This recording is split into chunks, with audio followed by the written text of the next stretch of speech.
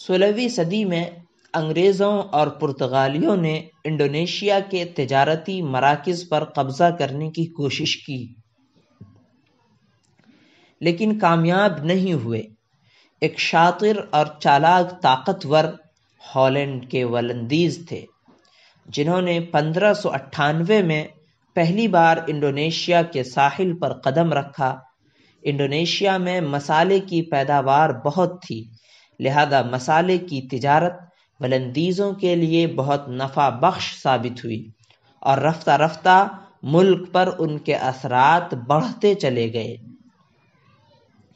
1942 तक वलंदीज़ का कब्ज़ा इंडोनेशिया पर बरकरार रहा। उन्होंने इंडोनेशिया पर तकरीबन 250 साल तक हुकूमत की। ये ज़माना इंडोनेशिया की तारीख़ का तारीक तरीन दौर है।